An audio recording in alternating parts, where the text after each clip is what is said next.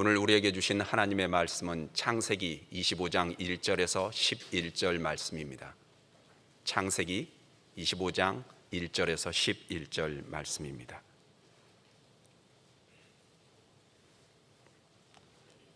한 절씩 교독하겠습니다. 아브라함이 후처를 맞이하였으니 그의 이름은 그두라라.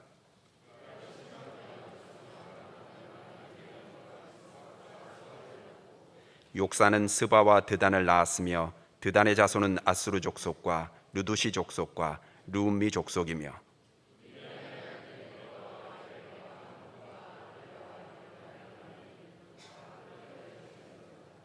아브라함이 이삭에게 자기의 모든 소유를 주었고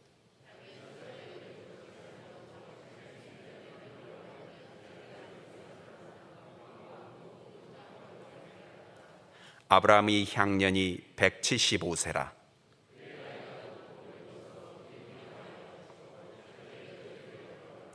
그의 아들들인 이삭과 이스마엘이 그를 마므레 앞 헷 족속 소알의 아들 에브론의 밭에 있는 막벨라 굴에 장사하였으니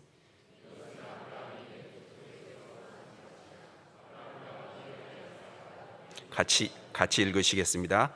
아브라함이 죽은 후에 하나님이 그의 아들 이삭에게 복을 주셨고 이삭은 브엘라 헤로이 근처에 거주하였더라. 아멘. 바야흐로 자격증 시대입니다. 아마 직업의 숫자만큼 자격증도 많을 테지요. 우린 성도로서, 신앙인으로서 죽을 자격도 갖추어 보도록 하십시다. 아브라함이 175세에 파란만장한 믿음의 이야기를 남긴 채 죽음을 맞이했습니다. 그의 삶을 들여다보니까 그 정도면 죽을 만한 자격이 충분하다, 이런 생각이 들었습니다. 우리 주변에는 뭐 했다고 죽는가, 뭐 한 게 있다고 쉬는가 싶은 이런 사람도 없지 않아 있습니다.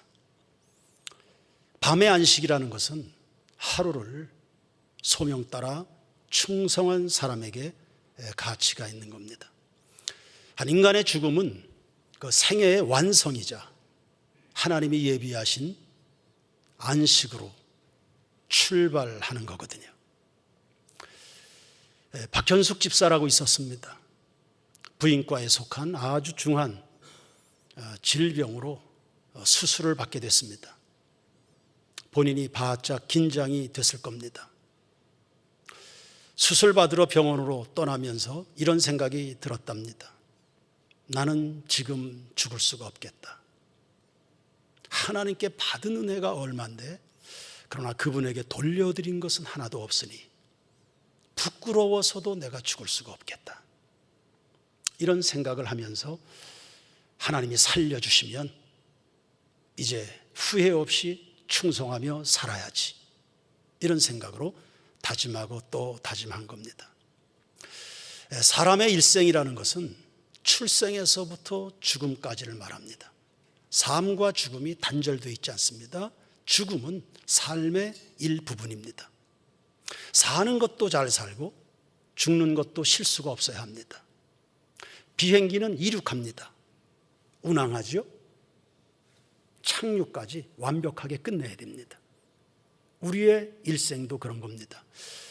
한 인간의 출생은 얼마나 경이롭습니까? 감격입니다. 온 교회가 축하합니다. 아마 지금쯤 최근에 손주를 보신 원상희 장로님은 무지 행복하실 겁니다. 한 인간의 출발은 그런 겁니다. 출생뿐 아닙니다. 믿음의 눈으로 매일매일의 삶, 그걸 역사라고 볼 수 있습니다. 매일매일의 삶이 흥미진진합니다. 아이고 힘들어 늘 타박하고 살아가는 사람들에게야 그 삶이 지옥 같겠지만, 그러나 매일 아침마다 신선한 은혜를 가지고 다가오신 하나님을 보고 느끼며 살아가는 사람은 그 하루하루의 삶이 굉장히 흥미진진한 겁니다. 그러다가 죽음에 직면합니다. 죽음은 구원의 완성입니다. 시야를 넓혀 보십시오. 이스라엘 백성들이 애굽에서 나옵니다. 경이롭죠. 하나님께서 애굽에 쏟아부은 그 기적의 손길들, 그리고 그 소나기 위에서 당신의 백성을 끄집어내시는 과정은 경이롭습니다. 그리고 이제 이스라엘 백성들이 광야 여정을 시작합니다. 흥미진진합니다.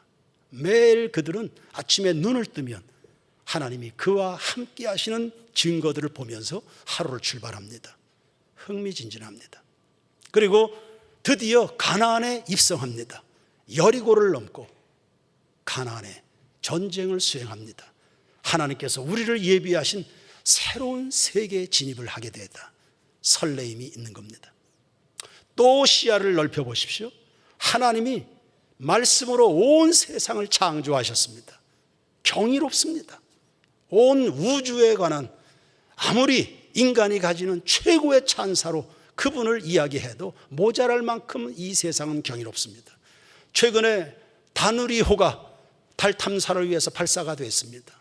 과학이란 것은 하나님이 하신 일, 그분의 창조 세계를 배워가는 과정에 불과한 겁니다. 경이로운 세상입니다. 그렇게 창조된 인류의 역사가 진행이 됩니다. 흥미진진합니다. 나 같은 죄인들을 사랑하시는 하나님의 이야기로 가득한 것, 그게 히스토리입니다. 그분의 이야기입니다. 그리고 어느 순간 이제 종말을 맞이하게 되겠죠. 인류의 심판입니다. 마지막입니다. 구원의 완성입니다. 준비되지 못한 사람들에게 인류의 종말은 저주겠지요. 그러나 준비된 하나님의 사람들에게 종말은 인생의 완성이고 역사의 완성입니다. 하나님이 예비하신 영원한 안식에 들어가는 일이니까. 할렐루야. 한 개인의 인생도 인류 역사도 뭐 하나 버릴 것이 없습니다. 그러므로 우리가 오늘 하루하루를 잘 산다, 이건 죽음의 자격을 갖추는 것입니다. 어떻게 준비할까요? 첫 번째, 하나님의 부르심에서부터 시작하는 겁니다. 죽음을 위한 최고의 준비, 하나님의 부르심의 은혜로 감사로 순종으로 반응하는 겁니다. 아브라함은 어느 날 하나님의 부르심을 받았습니다. 네 본토 친척 아비집을 떠나 내가 너에게 지시하는 땅으로 가라. 이 음성을 들었습니다. 만일 아브라함이 이 부르심을 듣지 못했다면, 그리고 그 부르심에 믿음으로 반응하지 못했다면 그는 얼마나 후회스러운 사람이 됐을까요? 주님과 새롭게 출발한 그 인생, 그가 평생에 받은 복이며 자자손손 누리게 되는 그 가문의 영광을 보십시오. 하나님의 부르심에서부터 시작이 됐습니다. 하나님은 지금도 문 영혼들을 부르고 계십니다. 수고하고 무거운 짐진 자들아 다 내게로 오라. 묻지도 말고 따지지도 말고 예수께로 오라. 모든 무거운 짐을 벗어지게 될 것이고 인생의 참다운 안식을 누리게 되리라. 할렐루야.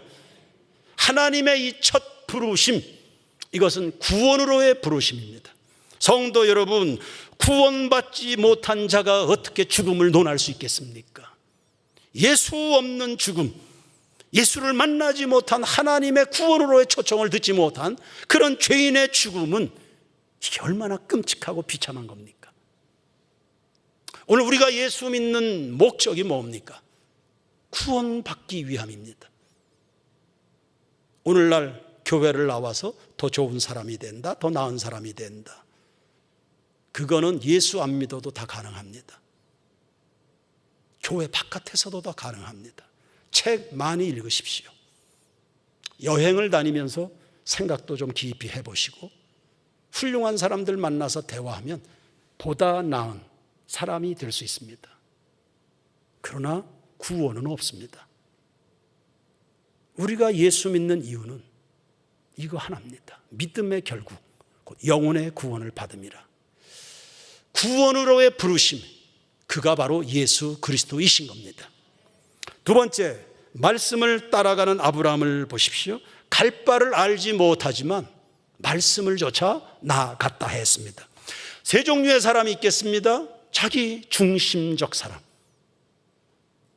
주변을 참고하면서 살아가는 사람, 세 번째는 하나님의 말씀을 따라 살아가는 사람이 있습니다. 어떤 삶이 가장 좋겠습니까?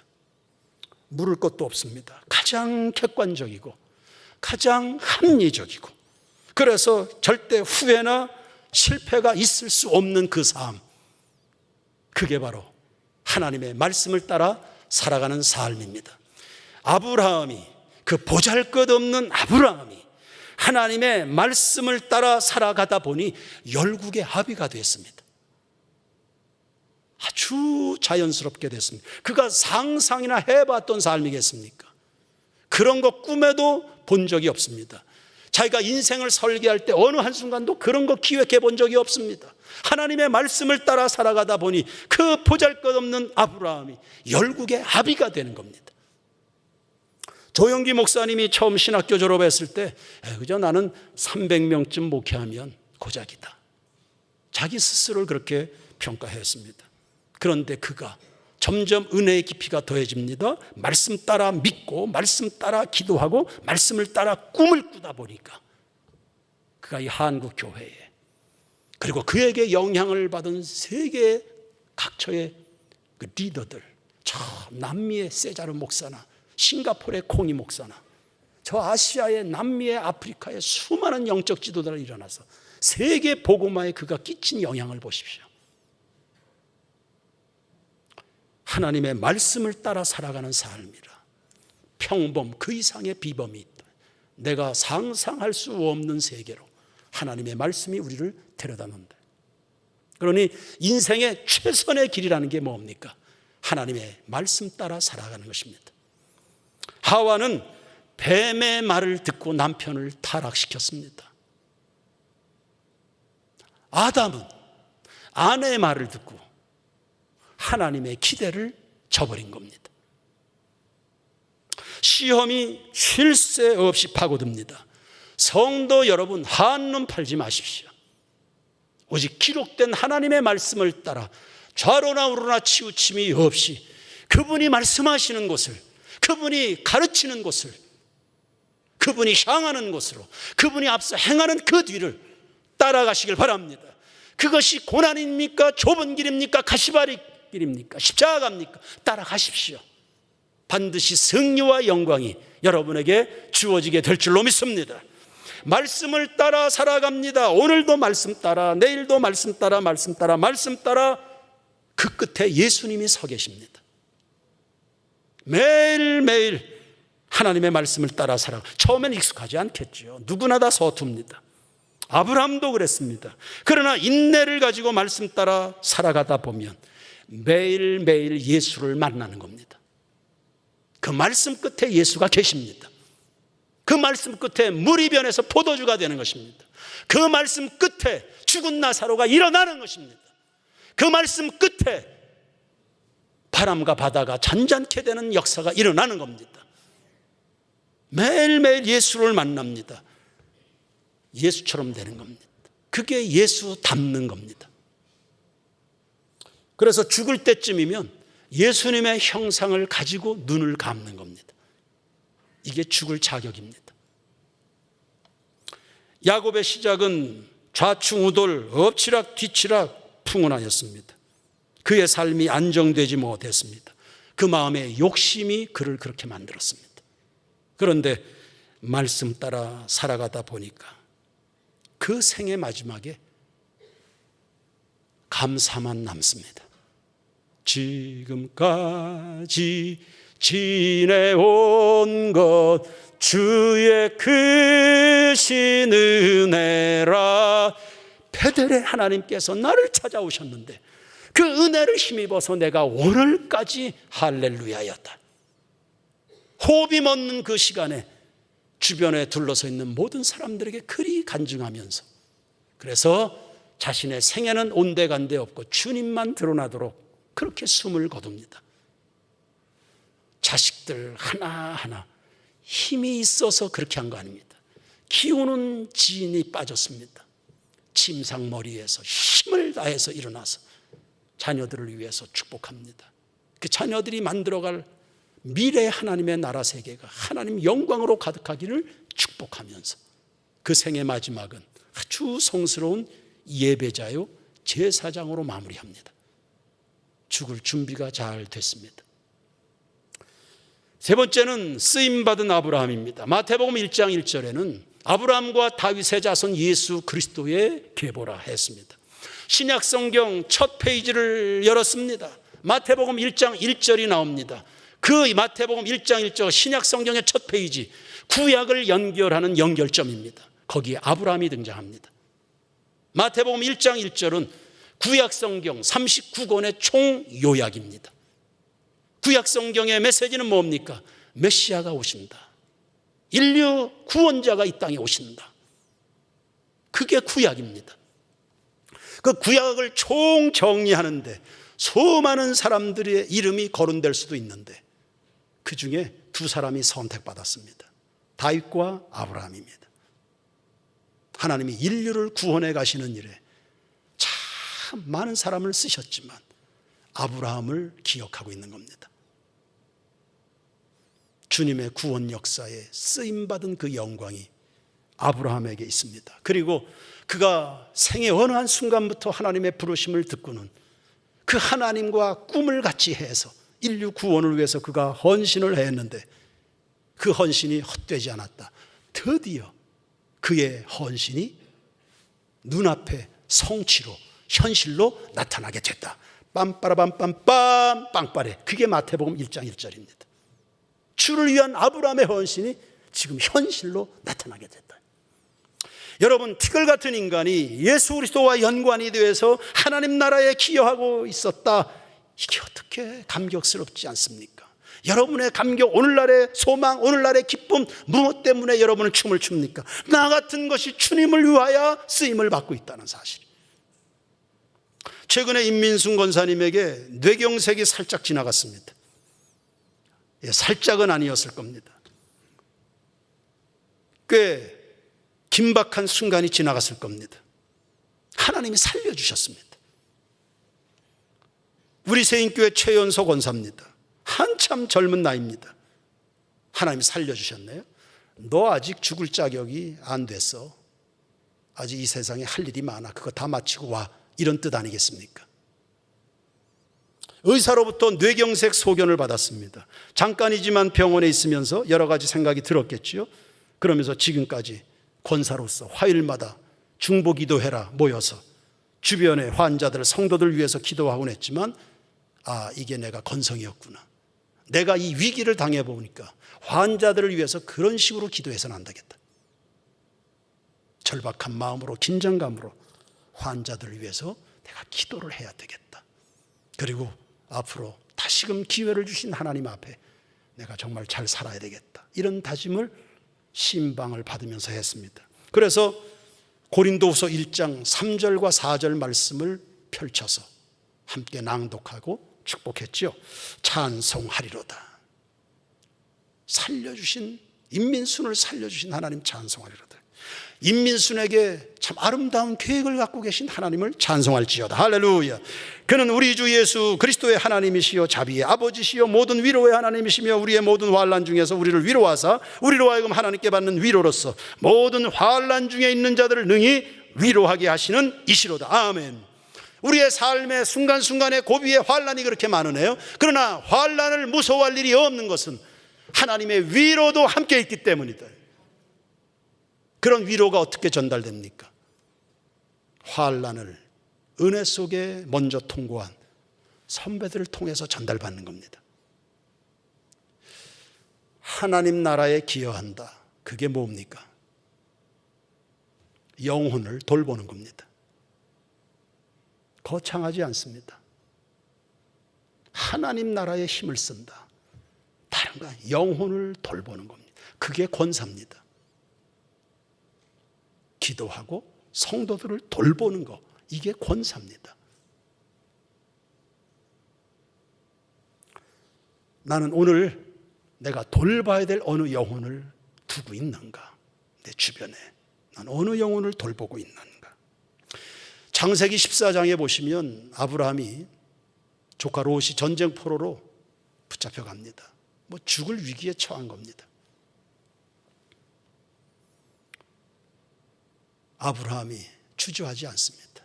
그냥 들고 일어나서 밤새도록 추격해서 죽음을 불사하고 조카 롯을 사지에서 건져옵니다. 사랑해야 되는 어느 한 시점에 멈칫거리지 않고 죽을 힘을 다해서 사랑해서 그 영혼을 돌보았다는 이야기입니다. 사랑해야 될 시기에 그 순간에 멈칫거리지 않았다. 사랑해야만 되는 그 순간에 따로 고민하지 않은 겁니다. 죽을 힘을 다해서 그 기회, 단 한 번밖에, 내 인생에 단 한 번밖에 없는 기회인 줄로 알아서 그 영혼을 돌보는 일에 자기의 생명을 바쳤다는 뜻입니다. 그게 죽을 준비하는 겁니다. 그게 자격입니다. 창세기 18장에서는 하나님께서 소돔의 심판 소식을 먼저 알려주셨습니다. 그걸 듣게 됐습니다. 아브라함이. 여러분은 이 인류 역사가 어떻게 되는지 알고 계시죠? 아브라함이 그 소식을 듣고는 바로 기도 시작합니다.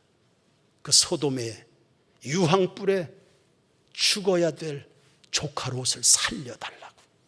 하나님이 뜸을 들이십니다. 물러서지 않습니다. 내 조카 롯을 살려주십시오. 간절하게 기도로 영혼을 돌보는 겁니다. 사랑할 수 있는 시기, 그리고 기도할 수 있는 그 기회, 영혼을 돌보는 일에 자신의 삶의 에너지를 쏟아붓는, 예수를 위하여 산다는 말은 그런 겁니다. 추상적이면 안 됩니다. 여러분 성경학교 수련회를 마쳤습니다. 아이들이 많은 것을 보고 배웠겠죠. 추상적으로 끝나면 안 됩니다. 아이들이 영혼을 돌본다. 영혼을 돌보는 일에 수고하는. 어제로 2022년 여름 수련회 대장정을 마무리했습니다. 정말 감사하죠. 교회학교 교사들에서부터 시작해서 마음 주고 기도해 주고 물질로 헌신한 수백 명의 성도들이 있습니다. 그거 다 죽을 준비한 겁니다. 그런 일에 인생을 살다가 눈을 감아야 부끄럽지도 않고 후회스럽지도 않습니다.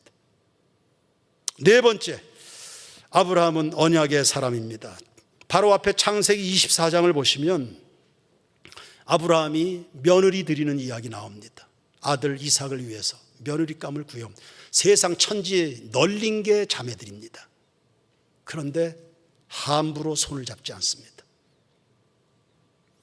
하나님 중심, 믿음 중심, 언약 중심으로 며느리를 구해옵니다. 다시 말해서 이 혼사를 위해서, 이 언약적 결혼을 위해서 아브라함이 무지하게 애를 썼다는 것을 말합니다. 아브라함 가문의 결혼은 이거 단순한 혼담이 아닙니다. 그냥 남녀 두 아이가 만났다, 두 가문이 만났다. 여러분 결혼은 그런가? 그 이상인 겁니다. 아브라함은 하나님으로부터 부여받은 놀라운 언약이 있습니다. 인류 구원의 꿈이라는 언약이 그 가문에 있습니다. 그 가문에서부터 시작해서 인류 구원의 이야기가, 이 꿈을 함께 공유할 수 있는 며느리여야 된다는 거예요. 그 바통을 이제 아들에게 넘겨주기 위해서 며느리감을 구해 무지하게 애를 씁니다. 설렁설렁하지 않습니다.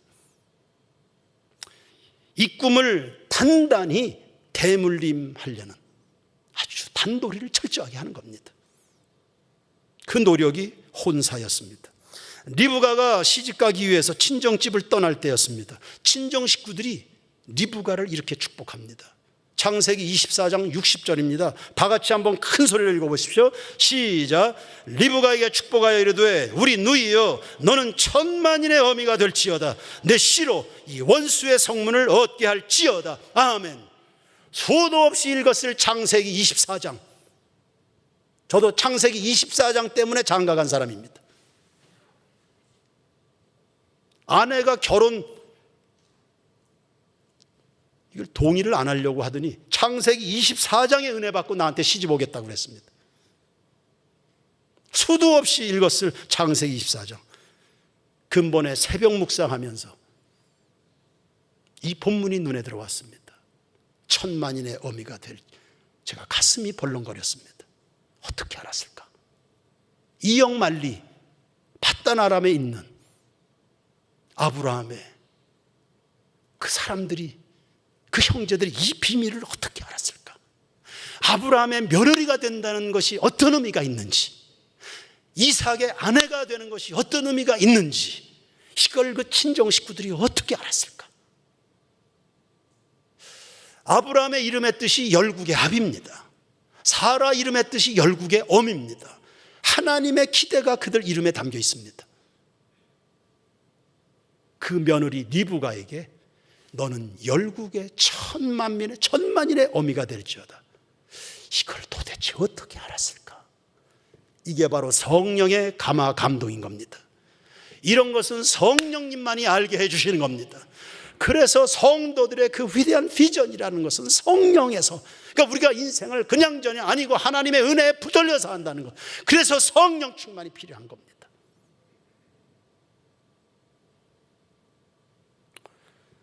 여러분, 이게 결혼입니다. 성도의 가정에서 일어나는 혼사의 의미가 바로 이런 겁니다. 뭐 저들이 좋다는데 어쩌하겠습니까? 그런 무책임한 말이 어디 있습니까?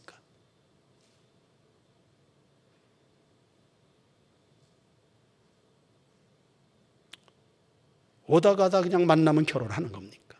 그런 거 아닙니다. 이것이 돼야 아브라함은 눈을 감을 수 있는 겁니다. 우리도 이게 돼야 죽을 준비가 끝나는 겁니다. 25장에 아브라함이 죽습니다. 24장에 죽을 준비를 그렇게 애를 써서 한 겁니다. 인류 구원의 꿈이 아들뿐만 아니라 며느리에게까지. 그래서 아브라함이 비로소 눈을 감게 되는 겁니다. 원하기는 우리 세인교회 모든 교우들마다 자녀들을 결혼시킬 때 이 축복할 수 있게 되길 축원합니다.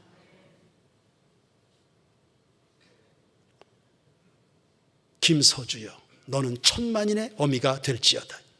크게 아멘 하십시오. 유소영, 너는 천만인의 어미가 될지어다. 결혼하는 아이들에게, 여러분의 슬하에서 자라는 아이들에게 그와 같이 축복할 수 있는 믿음이어야 됩니다. 그게 부모들이고, 그래야 죽을 자격을 가지게 되는 부모들이 됩니다. 원하기는 세인교회 모든 교우들이여, 여러분들은 천만인의 아비가 될지어다. 아멘, 할렐루야. 네 씨가 원수의 성문을 얻으리로다. 네게서 날 메시아 예수 그리스도가 원수들을 쳐부신다는 뜻. 5절 말씀을 보십시오. 아브라함이 이삭에게 자기의 모든 소유를 주었고 자기 서자들에게도 재산을 주어 자기 생전에 죽을 준비 끝냈다는 겁니다. 그들로 하여금 자기 아들 이삭을 떠나 동방 곧 동쪽 땅으로 가게 하였더라. 죽기 전에 아주 지혜롭게 유산 분배를 결정을 짓습니다. 언약이 흐르는 이삭에게, 그리고 자기 서자들에게도. 이삭에게만 주는 거 아닙니다. 우리 과거의 어머니들은 그냥 아들만 챙겼었죠. 아브라함이 이삭만 챙기지 않네요. 서자들도 다 챙겨서 자기 생전에 재산 다 분배해서 이삭으로부터 다들 멀리 떨어져 살도록. 그러니까 자식들 간의 다툼의 소지를 아예 완벽하게 차단한 겁니다. 다투지 않도록, 사후에 불미스러운 일이 일어나지 않도록 철저하게. 역시 죽을 준비입니다. 여러분 죽을 때 여러분 손에 하나도 남겨져 있으면 안 됩니다. 빈손으로 왔으니 우린 다 빈손으로 갑니다. 그런데 적어도 세인교회 성도들은 자식들만 챙기진 마시고요. 하나님이 우리에게 주신 재물이라는 것은 공유 재산입니다. 이건 청지기적 선물입니다. 요즘 기독교인들 사이에 유산 기부 운동이 일어납니다. 자식에겐 최소의 것을, 그리고 하나님과 이웃을 위해서 상당 부분을 기부하고 떠나자, 이런 운동입니다. 전 의미가 있다고 생각하고 전 성도들과 함께 이 운동하고 싶습니다. 죽음이 정말로 빛나는 순간 아닙니까?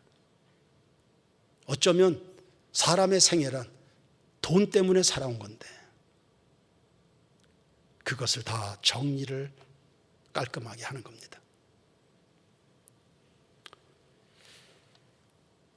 얼마 전에 노은선 집사님 친정아버지가 마지막 남은 집 한 채 사후에 CTS 방송국에 기부하겠다 이렇게 해서 서울 그 노량진 CTS 본사에서 그 유산 기부 약정식을 했습니다. 자식들도 올라가고 법무팀들도 오고 방송국 관계자들도 오고 그렇게 해서 유산 기부를 마쳐 죽으면 내 재산은 다 CTS로 들어간다. 딸들이 다 잘하신 것 같다. 딸들이 다 그렇게 말을 하더군요. 인생을 우리 그렇게 살다 그렇게 가는 겁니다. 자식들도 부모의 유산에 눈독 들이지 마십시오. 그게 여러분 것입니까? 여러분이 수고한 거 있습니까? 여러분이 번 거 아닌데요? 왜 그거 가지고 싸움을 합니까? 왜 섭섭하다? 왜 날선 대립을 형제들 간에 해야 됩니까? 여러분이 번 것도 아닌데 여러분이 뭔 수고를 했다고 부모들의 유산에 손을 댑니까? 부끄럽죠. 사지멀쩡한 사람들이. 여러분의 죽음이 더더욱 깔끔하기를 주님의 이름으로 축원합니다. 8절 다 같이 읽읍시다. 8절입니다. 그의 나이가 높고 늙어서 기운이 다하여 죽어 자기 열조에게로 돌아가며 아멘. 나이가 높고 늙어서 기운 다하여 죽었다. 천수를 누렸다는 뜻입니다. 만족하고도 충분하게 미련 없이 살았다는 겁니다. 객사한 것도 아닙니다. 병들어 골골하다가 죽은 것도 아닙니다. 그냥 평안하게 천수를 다 누리고 천국에 들어간 자기 열조에게로 돌아갔다. 내세에 입성했다는 뜻입니다. 성도 여러분, 이 땅에 태어나서 천국을 보장받은 죽음이야말로 이것이야말로 최고의 죽음이 아닙니까? 그래서 죽음이 두려운 것도 없고 세상에 대하여 미련을 가질 것도 없습니다. 죄 많은 이 세상은 내 집안이네. 내 모든 보화는 저 하늘에 있네. 저 천성문을 열고 나를 부르네. 나는 이 세상에 정들 수 없도다. 예, 하나님의 구원으로의 부르심을 감격하면서 하나님 나라에 기여하고 인생 살다가 호흡이 끊어지는 그 순간에 내 새를 보장받았다. 할렐루야. 죽을 준비가 끝난 겁니다. 결론입니다. 11절을 보시죠. 11절. 아브라함이 죽은 후에 하나님이 그의 아들 이삭에게 어떻게 하시죠? 예. 아브라함이 평생 복을 누렸습니다. 그의 사후에 하나님의 마음이 그 아들 이삭에게로 향합니다. 아들에게까지 하나님의 복을 미치게 하도록 하나님의 복을 자식들이 받도록 그렇게 인생을 산 겁니다. 완벽하지요. 이보다 더 좋을 수는 없겠습니다. 하나님의 부르심을 받아 하나님의 뜻과 동행을 했습니다. 하나님 나라에 기여도 합니다. 자식들에게 인류 구원의 꿈을 전달합니다. 그리고 만족하게 사합니다. 천수를 누립니다. 그리고 천성에 들어갔습니다. 완벽하죠. 완벽합니다. 완벽합니다. 이런 사람 죽어도 복이고 이 정도면 죽을 자격이 충분합니다. 이렇게 되기까지 우리 새인교회 성도들 죽을 생각하지 마십시오. 창피하잖아요. 우리 새인교회 모든 교우들 잘 살다가 다 영광스럽게 죽음 앞에 설 수 있는 우리 모두가 되기를 주의 이름으로 축원합니다. 아멘.